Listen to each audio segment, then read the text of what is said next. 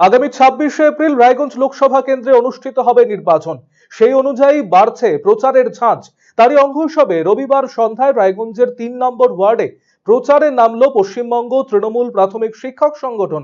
এদিন এই ওয়ার্ডের বাড়ি বাড়ি গিয়ে প্রচার করেন সংগঠনের সদস্যরা। ভোটের জন্য আবেদন জানানো হয়। প্রচারে বিপুল সাড়া মিলছে বলে দাবি তাদের।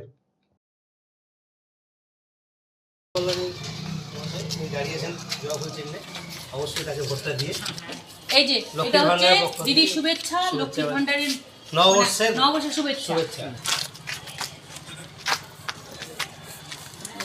বেঙ্গল তৃণমূল প্রাইমারি টিচার্স অ্যাসোসিয়েশনের পক্ষ থেকে আমাদের 3 নম্বর ওয়ার্ডে প্রত্যেকটা বাড়িতে আমরা যাচ্ছি। আমাদের প্রার্থী কৃষ্ণ কল্যাণীর হয়ে আমরা প্রচার করছি।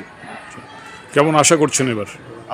আমাদের এইখানে প্রত্যেকটি বাড়িতে স্বতঃস্ফূর্তভাবে একদম সাড়া দিচ্ছে এবং তারা সহযোগী যে এখানে গৌরাঙ্গদা যেরকমভাবে আমাদের নির্দেশ দিয়েছিল, আমাদের এখানকার কোঅর্ডিনেটর সাথী কাকিমা এবং আমাদের ভোলা কাকুর নেতৃত্বে আমরা সকল বাড়ি বাড়ি যাচ্ছি এবং বাড়ি বাড়ি থেকে সবাই একটাই কথা বলছে যে আগামীতে অবশ্যই কৃষ্ণ কল্যাণীকে তারা ভোট দেবে।